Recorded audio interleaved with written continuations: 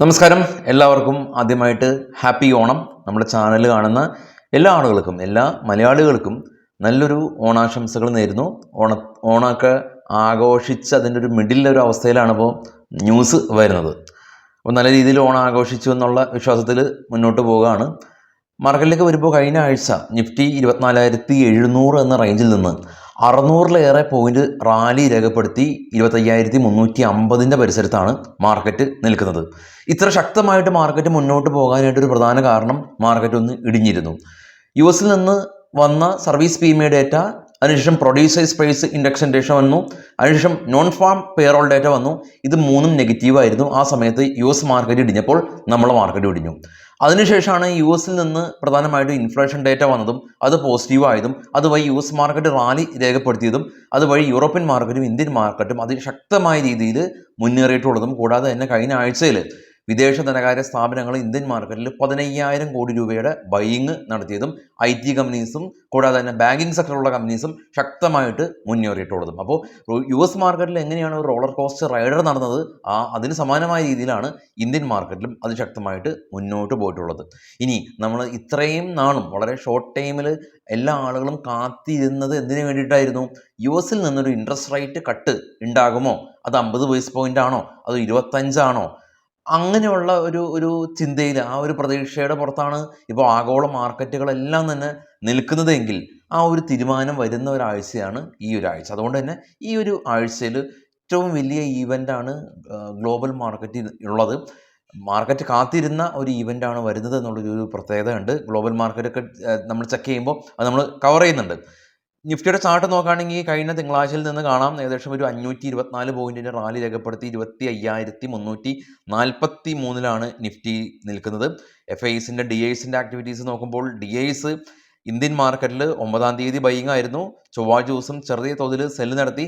ബുധനാഴ്ച ദിവസം ബൈയിങ്, വ്യാഴാഴ്ച 1,800 കോടി രൂപയുടെ സെല്ലിങ്, വെള്ളിയാഴ്ച ദിവസം ബൈയിങ് ആണ്. DIS എന്നാൽ നോക്കുക, FIS തിങ്കൾ തൊട്ട് വെള്ളിയാഴ്ച ദിവസം വരെ അതിശക്തമായ രീതിയിൽ ബൈ ചെയ്തു എന്ന് മാത്രമല്ല 15,000 കോടി രൂപക്ക് അവർ ഇന്ത്യൻ മാർക്കറ്റിൽ ബൈ നടത്തിയിട്ടുണ്ട് എന്ന് വേണം പറയാൻ. ഗ്ലോബൽ മാർക്കറ്റ് നോക്കുകയാണെങ്കിൽ ഏറ്റവും താഴെ കാണാം നാസ്ഡാക്ക് പോസിറ്റീവിൽ ക്ലോസ് ചെയ്തു, ഡോ പോസിറ്റീവിൽ ക്ലോസ് ചെയ്തു. അതിന് മുകളിലുള്ള FTSE, CSE 40, ഡാക്സ് യൂറോപ്യൻ മാർക്കറ്റാണ്, ജർമ്മൻ, UK, ഫ്രാൻസ് മാർക്കറ്റുകൾ പോസിറ്റീവിൽ ക്ലോസ് ചെയ്തു. അതിന് മുകളിലുള്ള എല്ലാ ഏഷ്യൻ മാർക്കറ്റിൻ്റെ പ്രകടനം നമ്മൾ കണ്ടു.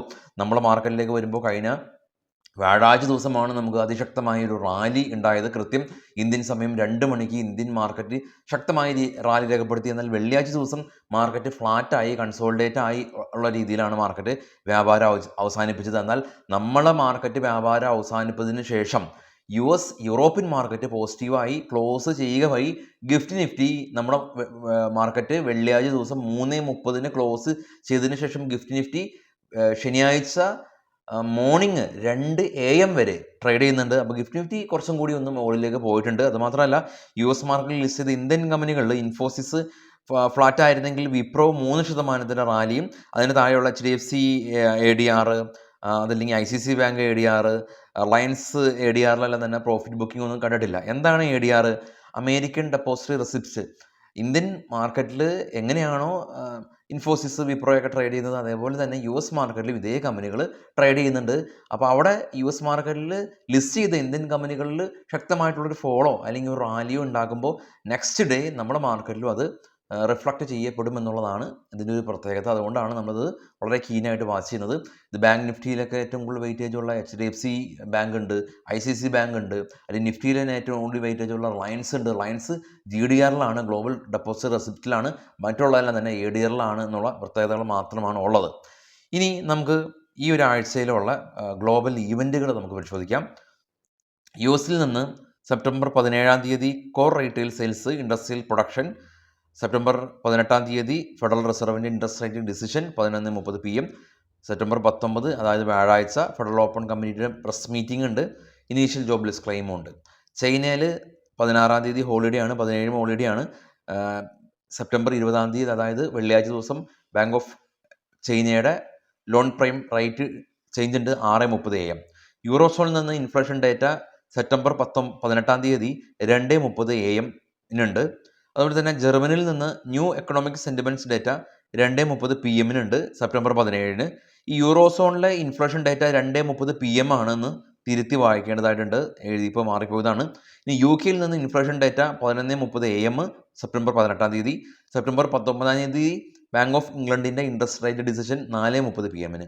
സെപ്റ്റംബർ 20 യു കെയിൽ നിന്ന് റീറ്റെയിൽ സെയിൽസ് ഡേറ്റ വരുന്നുണ്ട്.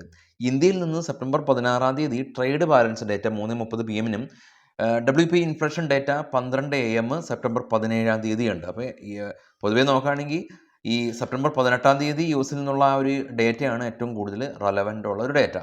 അപ്പോൾ അത് ഈ യു എസിൽ നിന്നുള്ള ഇൻഫ്ലേഷൻ ഡേറ്റയാണ് നമ്മൾ നേരത്തെ ഈ ഒരു ന്യൂസിൻ്റെ ആദ്യം പറഞ്ഞതുപോലെ തന്നെ എല്ലാ ആളുകളും കാത്തിരിക്കുന്ന ഒരു ഡേറ്റ. ഇനി കുറച്ച് സ്റ്റോക്കുകളുടെ വാർത്തകളിലേക്ക് നമുക്ക് പോകാം. ആദ്യം ടാറ്റ മോട്ടോഴ്സായിട്ട് ബന്ധപ്പെട്ടുള്ള ന്യൂസാണ്. ടാറ്റ മോട്ടോഴ്സ് ഈ ഒരു ഇനി ഒരു ഫ്യൂച്ചർ ട്രക്ക് എന്ന് പറഞ്ഞ ഒരു പുതിയൊരു കൺസെപ്റ്റ് ഇവർ ലോഞ്ച് ചെയ്തിട്ടുണ്ട്. അതായത് ഇവരുടെ ട്രക്കുകളിൽ ഡ്രൈവർക്ക് വേണ്ടിയിട്ടുള്ള ഫെസിലിറ്റീസൊക്കെ ഉയർത്തുക എന്നുള്ള രീതിയിൽ ഈ ഒരു ഇന്ത്യൻ ട്രക്ക് വ്യവസായത്തിൽ ടാറ്റ മോട്ടോഴ്സിന് വലിയ തോതിലുള്ളൊരു പങ്കുണ്ട്. ഇപ്പോൾ നമ്മൾ ചരക്ക് ഗതാഗതം വളരെ വലിയ രീതിയിൽ മാറിക്കൊണ്ടിരിക്കുകയാണ്. ഇന്ത്യ അല്ലെങ്കിൽ ഇപ്പോൾ കേരളം തന്നെ എടുക്കുകയാണെങ്കിൽ കൂടിയും ട്രിവാൻഡ്രം മുതൽ കന്യാകുമാരി വരെയുള്ള റോഡുകളിലെ ഇൻഫ്രാസ്ട്രക്ചർ ഇതിന് മുമ്പ് നമ്മൾ കണ്ടിട്ടില്ലാത്ത ഹെവി ഇൻഫ്രാസ്ട്രക്ചറാണ് വരുന്നത്. അത് കുറച്ച് നാളുകൾ കഴിയുമ്പോൾ നമ്മൾ ചരക്ക് ഗതാഗതമൊക്കെ വളരെ സ്മൂത്താവും. അതിവേഗം ഇന്ത്യ വളരുന്നതിൻ്റെ ഒരു പ്രധാന ഒരു സൂചനയാണ് ചരക്ക് ഗതാഗതം. അപ്പോൾ അതിൻ്റെ ടാറ്റ മോട്ടോഴ്സിൻ്റെ ഭാഗത്ത് നിന്ന് വലിയൊരു ഇനീഷ്യേറ്റീവ് എടുത്ത് അദാനിയെ സംബന്ധിച്ചുള്ള ന്യൂസ് ഉള്ളത് കഴിഞ്ഞ ദിവസങ്ങളിൽ നമ്മൾ കണ്ടിട്ടുള്ളതാണ്. സ്വിസ് ഗ്രൂപ്പ് അദാനിയുടെ കുറച്ച് ബാങ്ക് അക്കൗണ്ടുകളെല്ലാം തന്നെ ഹിൻഡൽബർഗിൻ്റെ ഇഷ്യൂ കാരണം ഫ്രീസ് ചെയ്തു എന്നുള്ള news. Mazagon ship builders company September 19 ഇവരുടെ ഡിവിഡൻഡ് 12 രൂപ പ്രഖ്യാപിക്കും. ഏഷ്യൻ പെയിൻറ്റും അതുപോലെ തന്നെ ഈ ഒരു ഡിവിഡൻഡ് ഒക്ടോബർ 31 ഇവരുടെ ബോർഡ് മീറ്റിങ്ങിൽ ഇവർ ഡിവിഡൻഡ് പ്രഖ്യാപിക്കുന്നത്. അതുപോലെ തന്നെ ഫോണിക്സ് മിൽസ് ഇവരുടെ ബോണസ് ഷെയർ ഇഷ്യൂ ചെയ്യുന്നുണ്ട് 1:1 റേഷ്യോയിൽ. അപ്പോൾ അതും ഈ ഒരു സെപ്റ്റംബർ 21 അവർ പ്രഖ്യാപിക്കും. ലൂമാക്സ് ഓട്ടോ കമ്പനി ഇവർ 221 കോടി രൂപ മുടക്കി ഗ്രീൻ ഫ്യൂവൽ എനർജിയുടെ 60% സ്റ്റേക്ക് അക്യൂർ ചെയ്തു. തെർമാക്സ് കമ്പനിക്ക് 516 കോടി രൂപയുടെ ഓർഡർ കിട്ടി. സൊമാറ്റോ കമ്പനിക്ക് IRCTC ആയിട്ട് ഒരു ടൈപ്പ്, IRCTCയുടെ ട്രെയിനിൽ നിന്ന് സൊമാറ്റോയിൽ നിന്ന് ഫുഡ് ഓർഡർ ചെയ്യാൻ പറ്റുമെന്നുള്ള കരാർ അവർ വീണ്ടും ഒരു റിന്യൂ ചെയ്തു. വേദാന്ത കമ്പനി മൂഡീസ് എന്ന് പറയുന്ന റേറ്റിംഗ് ഏജൻസി വേദാന്തനെ അപ്ഗ്രേഡ് ചെയ്തു. Max health care company MAX ആണ് മാക്സ് ഹെൽത്ത് കെയർ കമ്പനി. ഇവർ ഈ ലക്ഷദ്വീപ് ഗ്രൂപ്പായിട്ട് ഒരു ലക്ഷദ്വീപിലുള്ള ഒരു ഹെൽത്ത് കെയർ ഗ്രൂപ്പായിട്ട് ഒരു പുതിയ ബിസിനസ് കോൺട്രാക്റ്റ് സൈൻ ചെയ്തിട്ടുണ്ട്.